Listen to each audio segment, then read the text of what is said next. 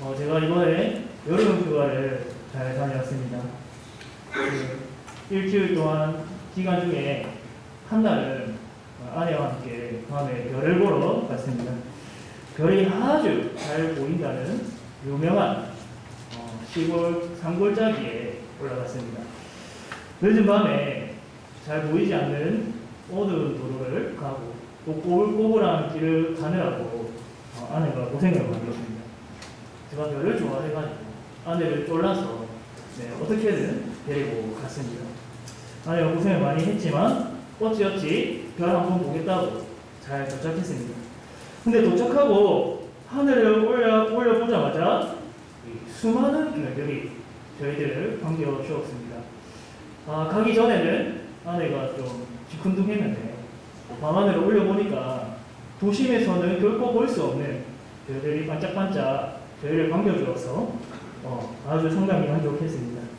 네, 그리고 은하수도 보았습니다. 여러분 은하수 본 적 있습니까? 없습니까?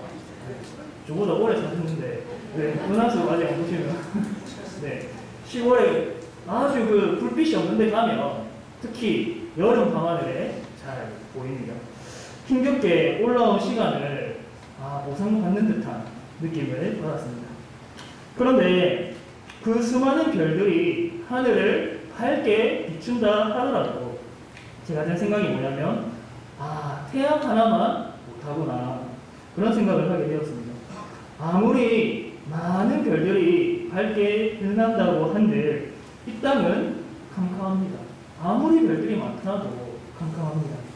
아주 캄캄하지 않을 뿐이지 어둡지 않은 것은 아닙니다. 그 별빛 아래에서 또는 달빛 아래에서 우리가 생활할 수는 없습니다.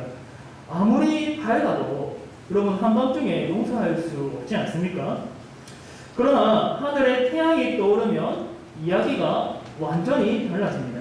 태양 하나만 있다면 온 세상을 비추고도 남음이 있습니다.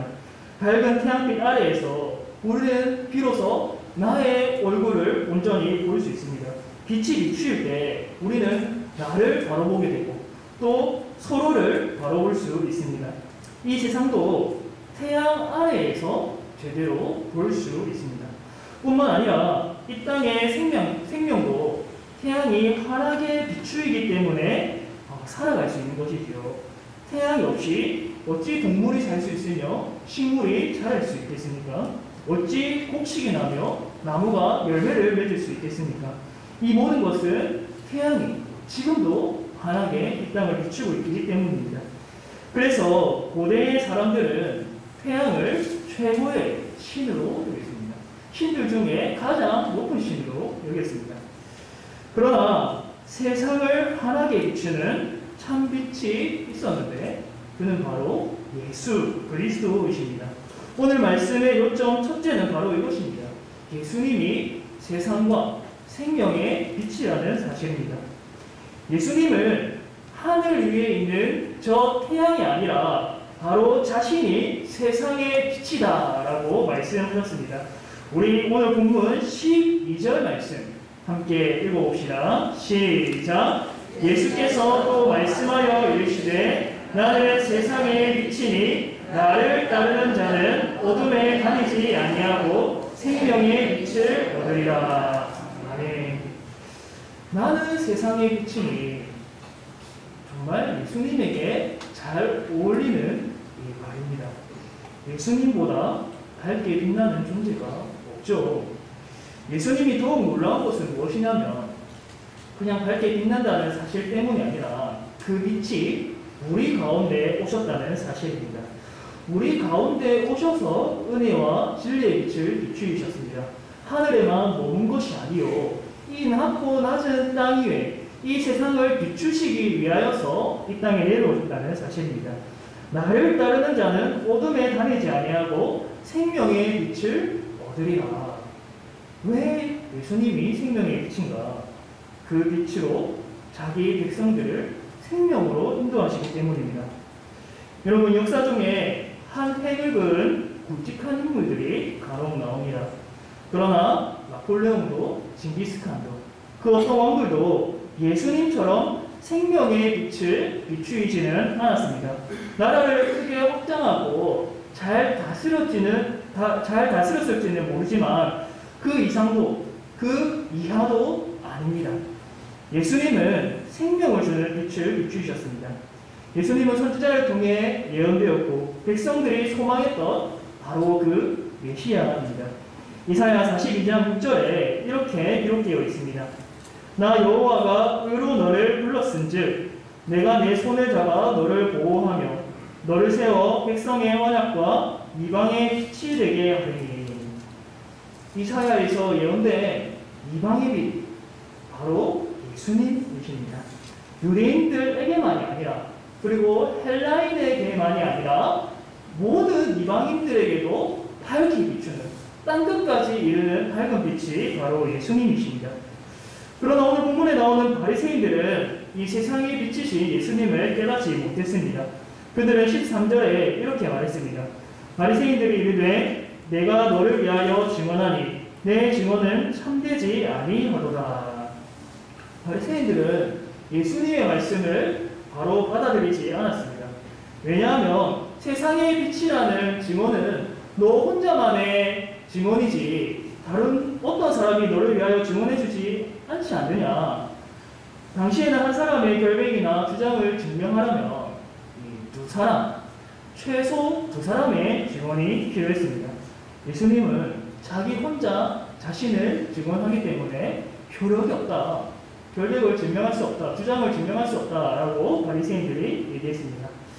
하지만 예수님 외에도 예수님을 메시아로 증언하는 자들이 많았습니다.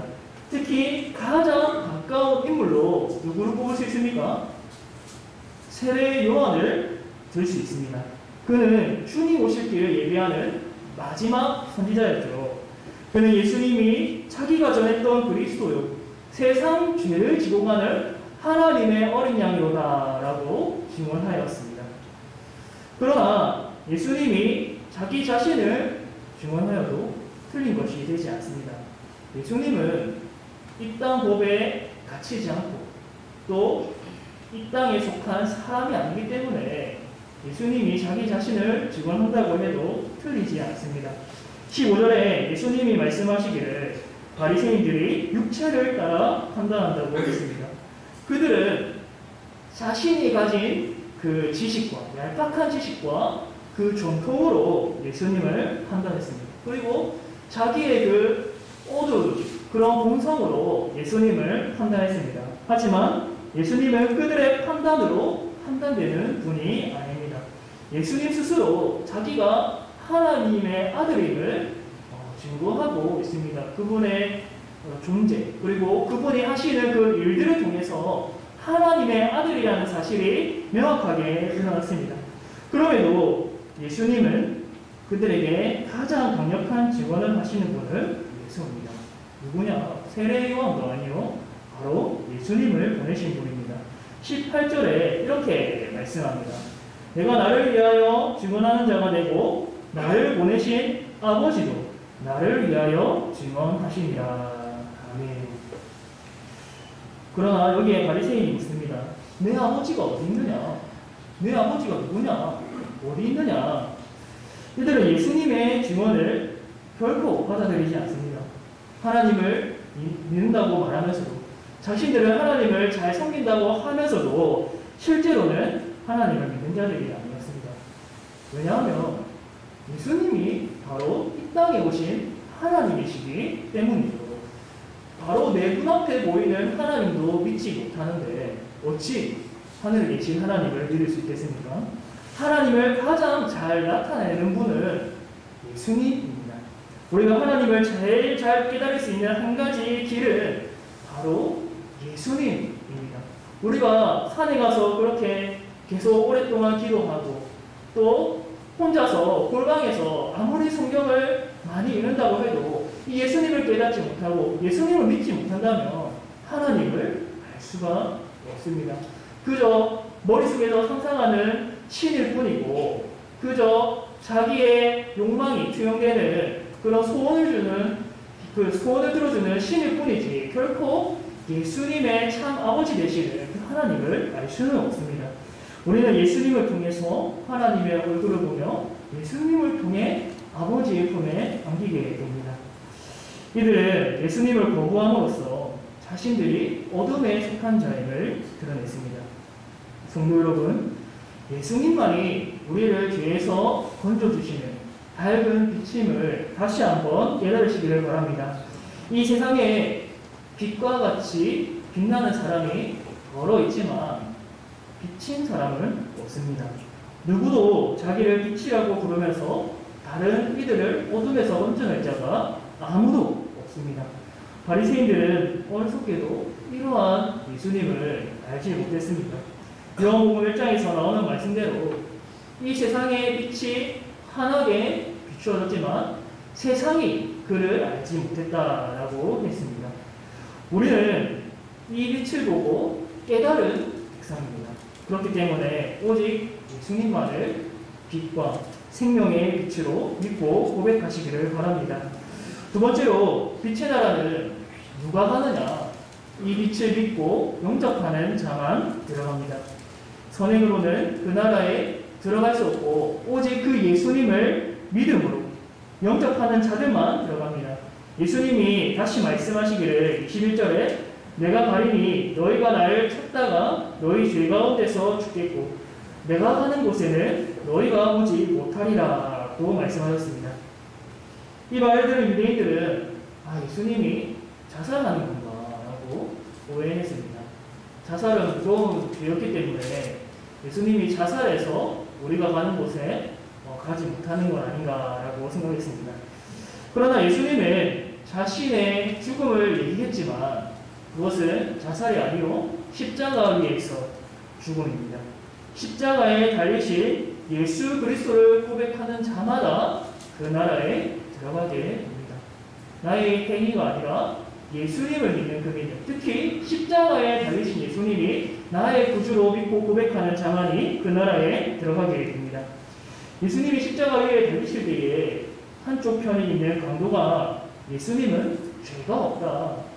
우리는 다른 한편 강도에게도 말하면서 우리는 마땅히 받을 벌을 받는 것이지만 이분이 한 일 중에 옳지 않은 일이 없다. 이분은 죄가 없으신 분이다 라고 말했습니다. 그리고 예수님 그 나라에 갈 때에 나를 기억하여 주옵소서 라고 말하면서 자신의 영혼을 예수님에게 부탁했습니다.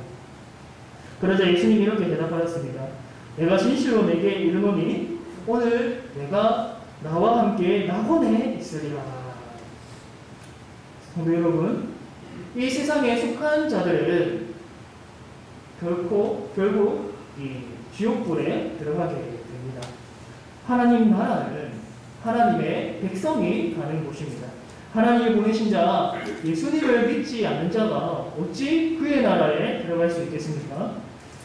사실 우리도 지옥에 가야 마땅한 사람들이지만 하나님의 은혜로 예수님을 믿고 그의 나라에 들어가게 되었습니다.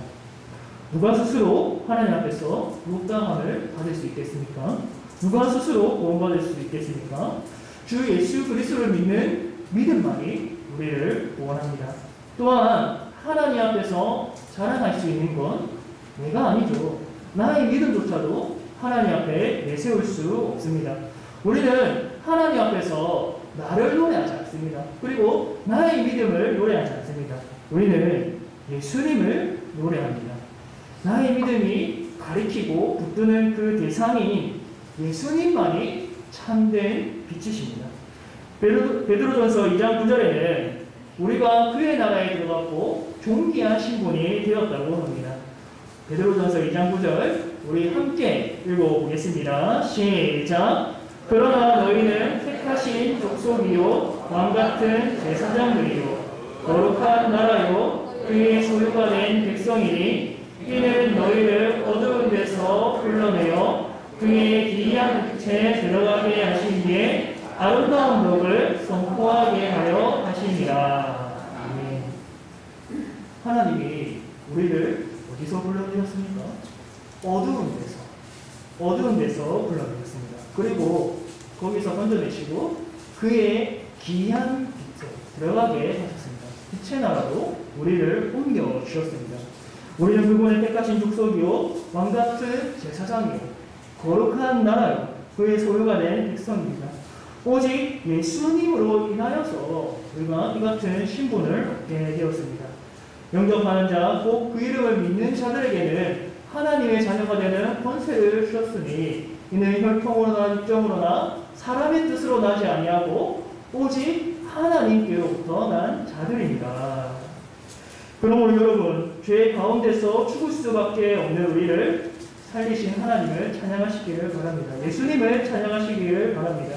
그의 기이한 빛에 들어가게 하신 이의 덕을 선포하시기를 바랍니다. 나를 자랑하지 않고 오직 빛이신 예수님을 자랑하기를 바랍니다. 세 번째로 빛의 나라에 속한 백성은 하나님이 기뻐하시는 일을 행합니다. 오늘날 개개인이 존중받는 시대입니다. 무엇을 하든지 개개인의 개성으로 봅니다. 옷을 입는 것도, 그리고 자기를 이제 예쁘게 꾸미는 것도, 성격도 다 개성입니다. 물론 한 사람 한 사람이 구별되고 존중받아야 될 귀한 인격체로 보아야 하지만은 이것이 극단적으로 같습니다. 오늘날 동성애를 하더라도 하나의 개인의 성적 취향으로 보지 않습니까? 얼마나 이 개인주의가 극단적으로 갔는지 잘 보여주는 단적인 예입니다. 나를 발견하고 나를 드러내고 내 인생을 즐기는 게 최고인 시대입니다.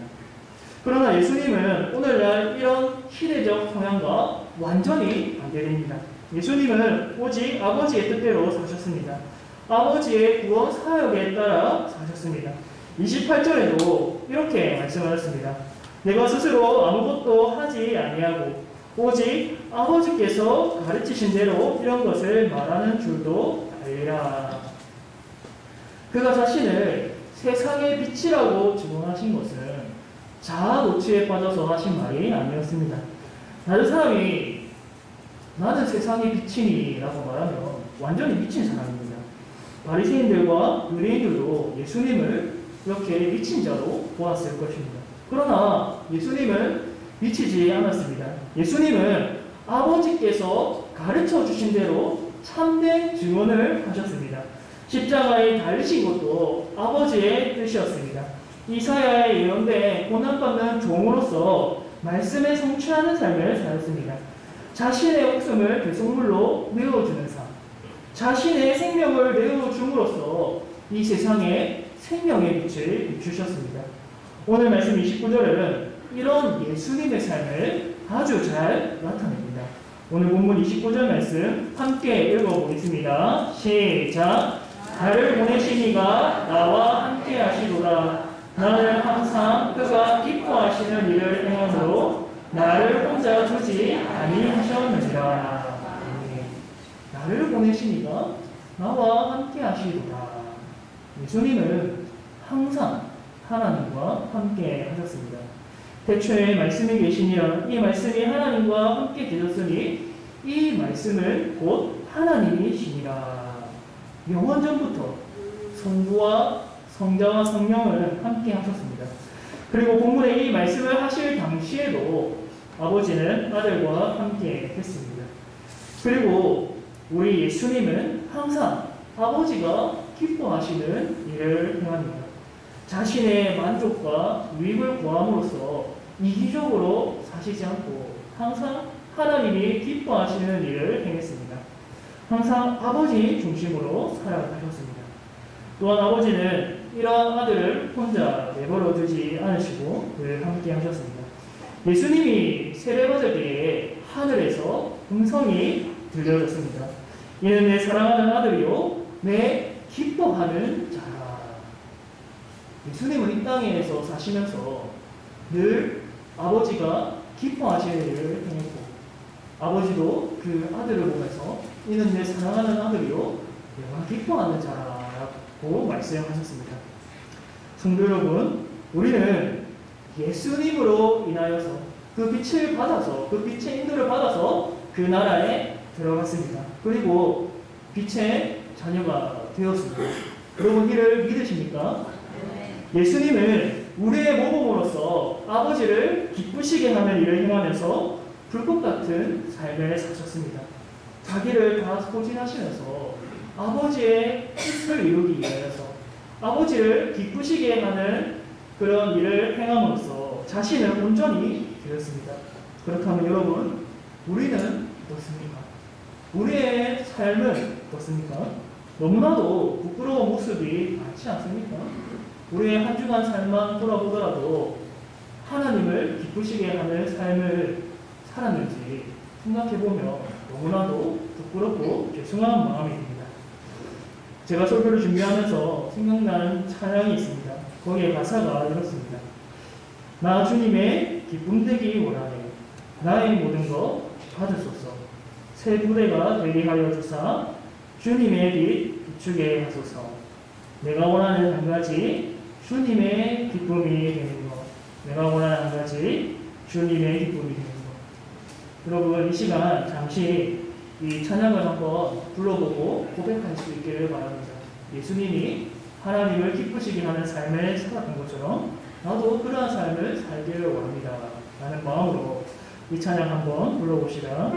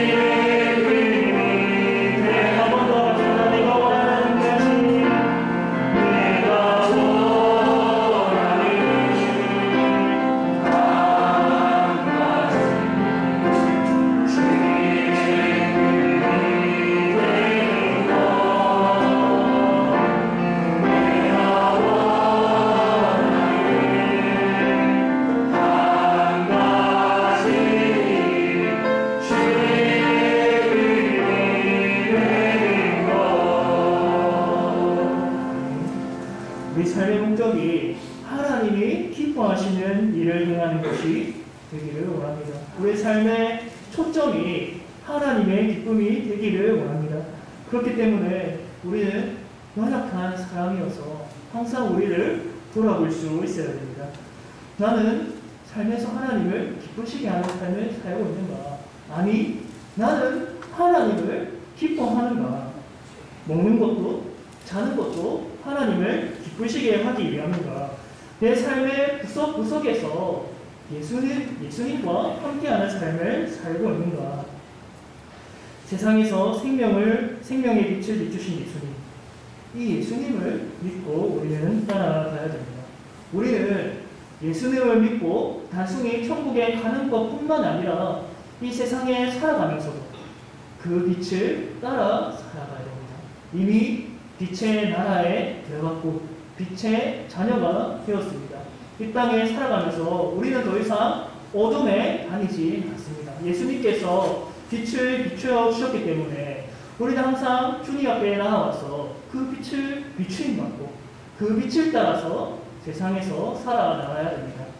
이 빛을 모르는 사람들은, 비추임 받지 못한 자들은 영적으로 무지하여서 깜깜하여서 그 어둠 가운데 살아가지만 우리는 그 빛을 받았기 때문에 어둠 가운데에서도 주의 빛이 내 길을 비추기 때문에 우리는 세상에 빠지지 않고 새 속에 물들지 않고 빛의 자녀로 살아갈 수 있습니다. 예수님이 그러했듯이 우리도 하나님을 기쁘시게 하는 삶을 살기를 원합니다. 거기에 의미가 있고 거기에 참 기쁨이 있습니다. 사랑하는 성도 여러분, 그리고 한 가지 사실을 꼭 기억하시기를 바랍니다.